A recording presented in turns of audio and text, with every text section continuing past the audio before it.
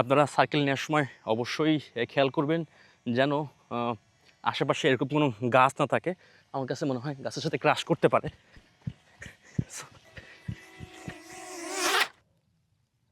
এই ড্রোনের সবচেয়ে বড় অসুবিধা কি আপনাকে বলি, শুধু এই ড্রোন না, যেই ড্রোনের সাইডে সেন্সর নাই, যদি আপনি সাইডে শটগুলো নেন, এরকম আপনার মনে করেন যে আপনার গাছ থাকে, তাহলে কিন্তু গাছের সাথে ক্রাশ করবেই, এটা মাস্ট। হ্যাঁ, সো এইটা আপনি খেয়াল রাখবেন যে আসলে আশেপাশে কোনো অবস্ট্রাকল আছে কি না।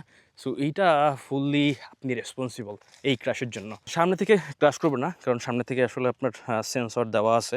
এখন ট্রাই করতেছি আপনার স্পট লাইট, যেটা কত পারফেক্টলি আসলে কাজ করে। মনে করুন আমি যেই দিকে যাব, ড্রোনের জায়গায় থাকবে একজন ক্যামেরাম্যানের মতো, সে আমাকে ফলো করবে আর কি। সো এই ফিচারটা মোটামুটি সবকটা ড্রোনেই আমি যেগুলো ফ্লাই করছি টুকটাক সবগুলো মোটামুটি ছিল।